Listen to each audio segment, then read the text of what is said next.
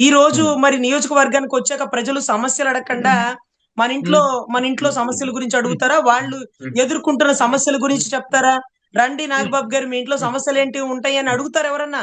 Sir మాకు ఈ సమస్యలున్నాయి sir. కాపు కార్పొరేషన్‌లో నిధులు లేవు సార్. అందరూ అడుగుతున్నారు సార్. కాపు నేస్తం ఏది? కాపు కార్పొరేషన్‌లో నిధులేది? లేకపోతే కాపు విదేశీ విద్యేది? కాపు కార్పొరేషన్ చైర్మన్ ఏడి? అవును. అసలు ఆ సుబ్బరాయుడు గారండి ఇంతవరకు ఏ మీటింగ్‌లో గూడా మేము చూడలేదండి. అవును. ఆయన కొత్తపల్లి సుబ్బరాయుడు సుబ్బారెడ్డి గారేమో గారు. మాకసలు అంటే అంతకు మించి మాకు పార్టీలో పెద్దగా తెలీదండి. ఎందుకంటే ఆయన ఎప్పుడు మేము చూడలేదు. చివర్లో వచ్చారు వీళ్ళందరూ. సో, అవును. వీళ్ళెవరో కూడా మాకు తెలీదండి. తెలిసిన వాళ్ళని మేము ఇప్పుడు ఈ రోజు కూడా మాకు గుంటూరులో, విజయవాడలో అంతకుముందు అంతా బాగున్నప్పుడు కూడా కాపు కార్పొరేషన్ నిధులేమన్నా ఉంటాయంటే సుబ్బరాయుడు గారిని అడగండి అంటే మీకు తెలుసా అంటే తెలీదు. అప్పుడు మేము పరిచయం జేసుకోవాలి.